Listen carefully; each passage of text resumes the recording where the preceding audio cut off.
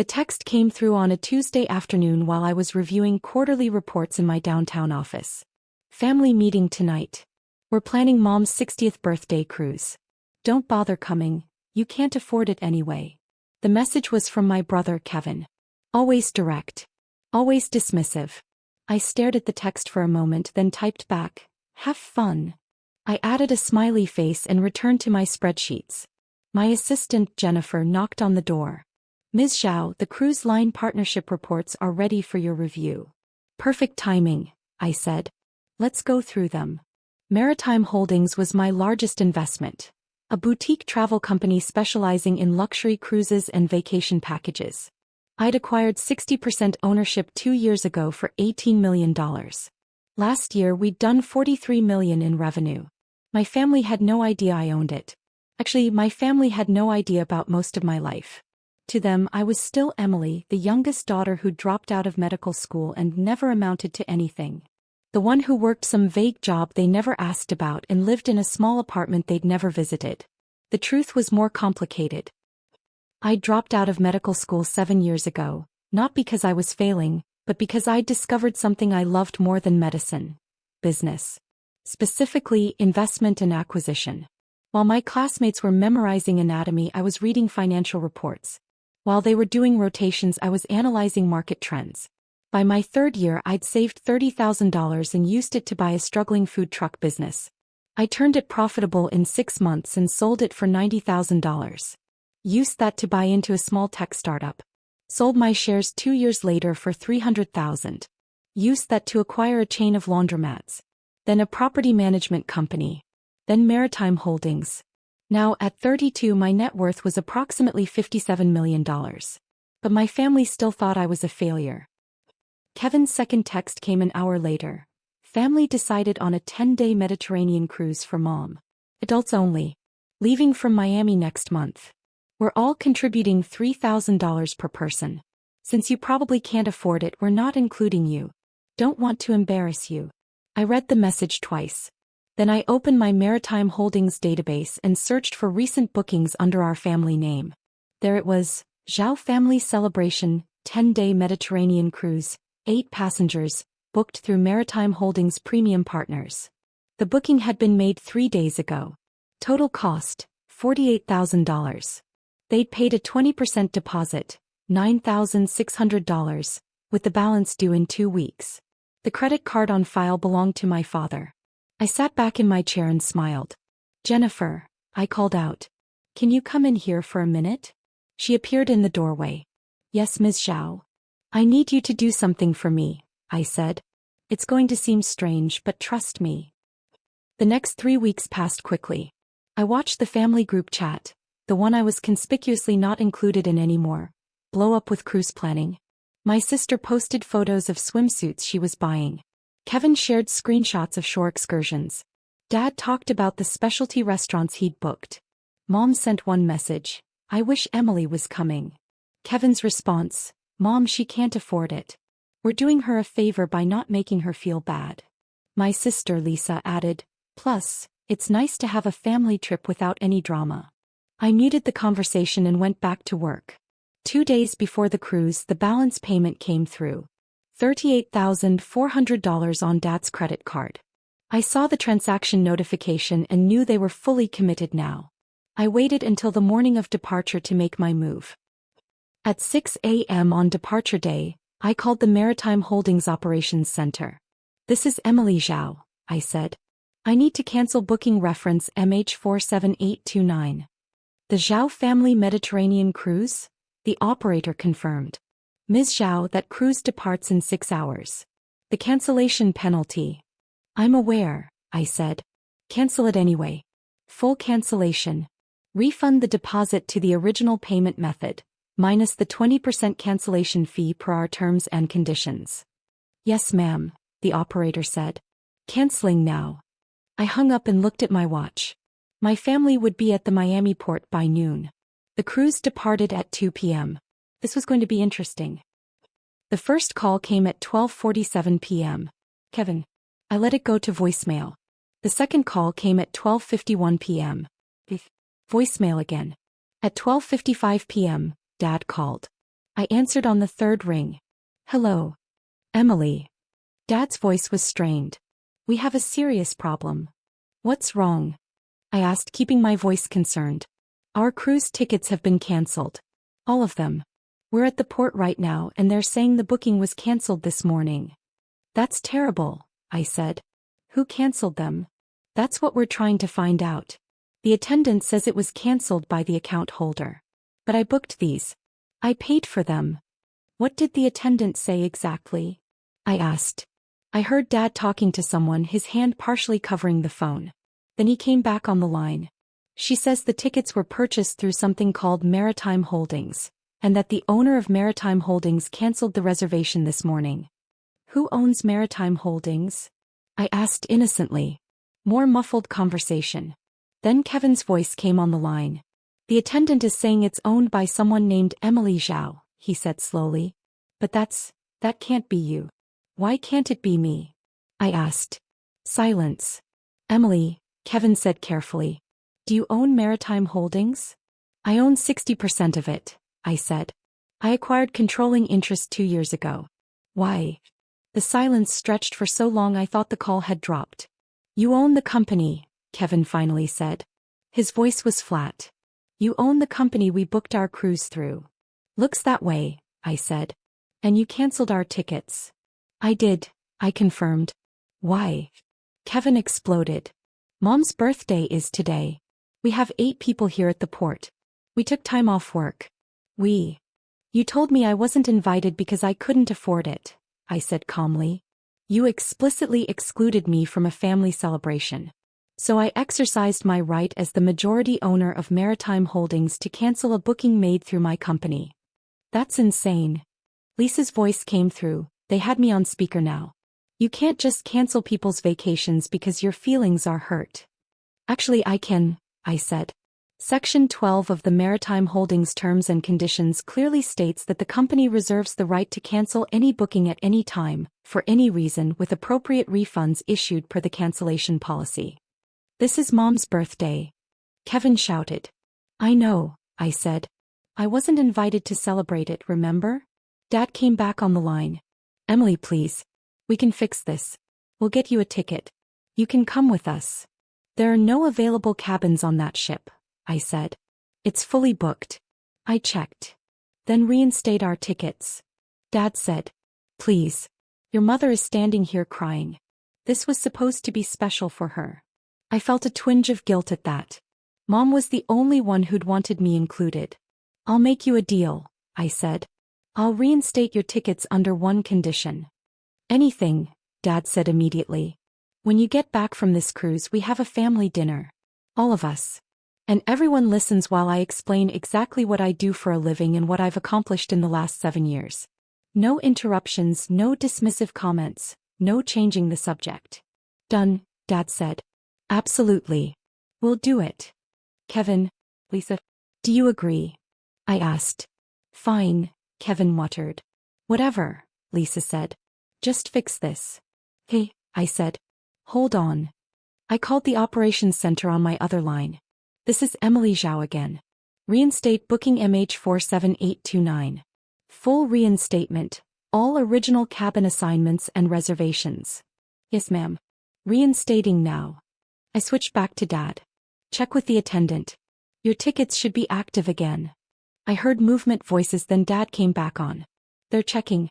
Yes, they're saying the booking is active again. Thank you, Emily. Thank you so much. Enjoy your cruise, I said. I'll see you when you get back. I hung up before anyone could respond. For the next 10 days I watched the family group chat fill with photos. My family on the ship's deck.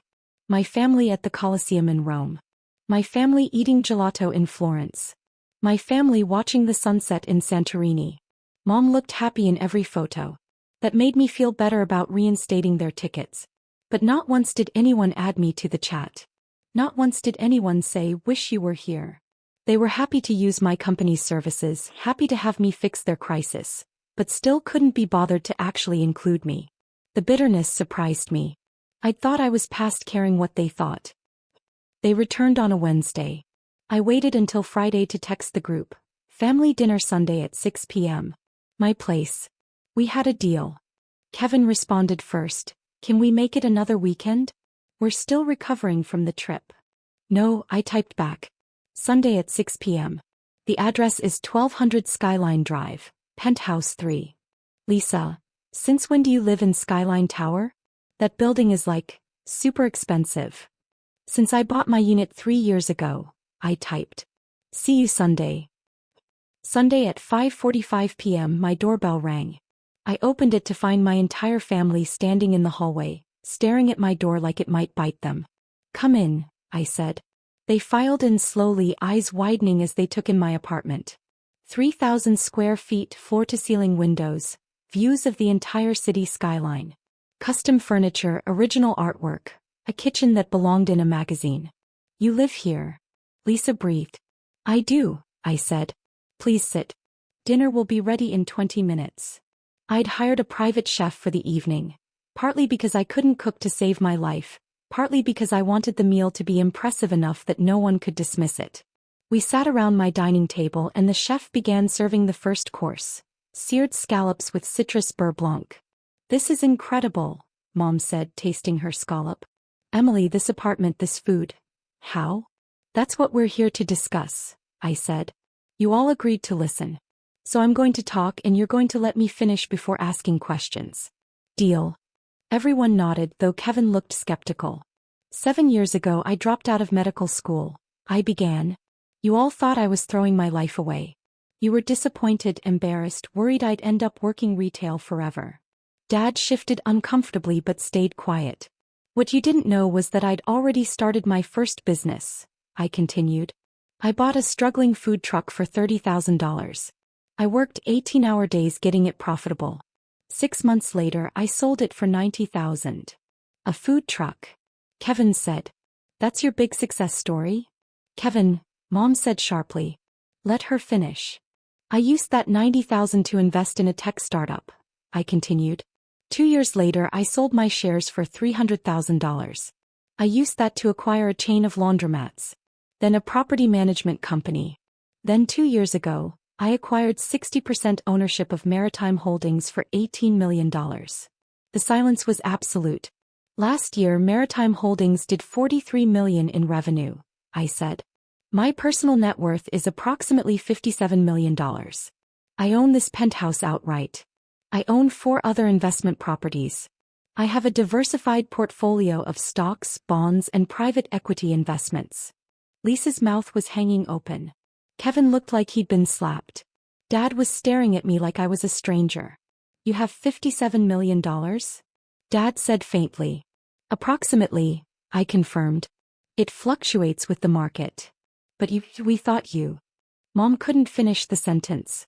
You thought I was a failure, I finished for her. Because I dropped out of medical school and didn't follow the path you wanted for me. You stopped asking about my life because you assumed there was nothing worth hearing about. Emily, we didn't mean, Dad started. When I bought my first investment property 4 years ago, I called to tell you. I interrupted. Dad, you said, that's nice. And changed the subject to Kevin's promotion. When I acquired Maritime Holdings, I sent an email to the family chat. No one responded. Not one person. Kevin found his voice. You never said you owned a $43 million company. You said you bought into a travel business. That could mean anything. You never asked for details, I said. You never asked what my title was, what my role was, how much the company was worth. You just assumed it was something small and unimportant because that's how you saw me. That's not fair, Lisa protested. Isn't it? I asked. Be honest. What did you think I did for a living? Lisa's face flushed. I thought you worked at a travel agency. Like booking tickets for people. And you, Kevin? I thought you had some entry-level job at a tourist company, he admitted quietly. And neither of you thought to ask for more information? To show any interest in my career? They both looked at their plates. Mom reached across the table for my hand. I'm sorry. We were so focused on our own lives, our own definitions of success, that we couldn't see what you were building. When you excluded me from the cruise, I said, it wasn't just about the money. It was about being told I wasn't good enough to celebrate with my own family. Being told I'd be an embarrassment. I said that, Kevin admitted. I'm sorry. I was so wrong. You were, I agreed. But you weren't the only one. Everyone in this family has treated me like I was less than. Like I needed to be protected from my own inadequacy. Dad cleared his throat. What can we do to fix this?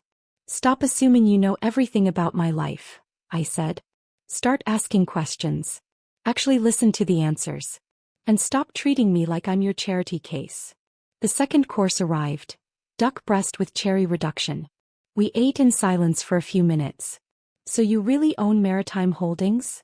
Lisa asked quietly. The whole company? 60%, I corrected. I have a business partner who owns 40%. We run it together. And you canceled our cruise because we excluded you? I canceled your cruise because I was tired of being dismissed by people who are supposed to love me, I said.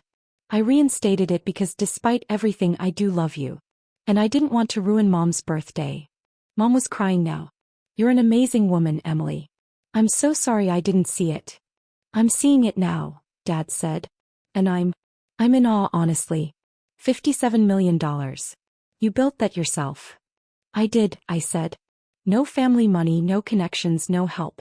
Just hard work and smart decisions. Kevin put down his fork. I owe you a massive apology. Not just for the cruise thing. For years of treating you like you were less than us. We all do, Lisa added. She was crying too now. You're more successful than any of us and we were too blind to see it. The rest of dinner passed in a blur of apologies, questions and tears. They wanted to know everything. How I'd learned about investing, how I'd found the deals, how I'd managed to build so much so quickly.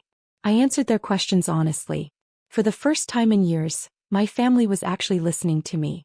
Actually seeing me. When they left around midnight, Mom hugged me tightly at the door. I'm so proud of you, she whispered. Not because of the money. Because you believed in yourself when we didn't. Thank you, I said. After they were gone, I stood at my floor-to-ceiling windows looking out at the city lights. My city. The place where I'd built an empire from nothing. My phone buzzed. A text from Kevin. Can I take you to lunch next week? I want to hear more about your business. And I want to actually know my sister. I smiled and typed back. I'd like that. Then Lisa. Same here. Coffee soon? My treat. Then Dad. I'm sorry I never asked. I'm asking now. Tell me everything. I looked at my phone at these messages from family members who were finally seeing me and felt something shift in my chest. It wasn't about the money. It had never been about the money. It was about being seen. Being valued. Being included. And now finally I'd canceled their cruise to make a point. But in doing so, I'd forced a conversation that was 7 years overdue. Sometimes the best way to show people who you really are is to stop pretending to be what they expect. Sometimes you have to cancel their tickets to get them to see that you're the one who's been driving the whole time.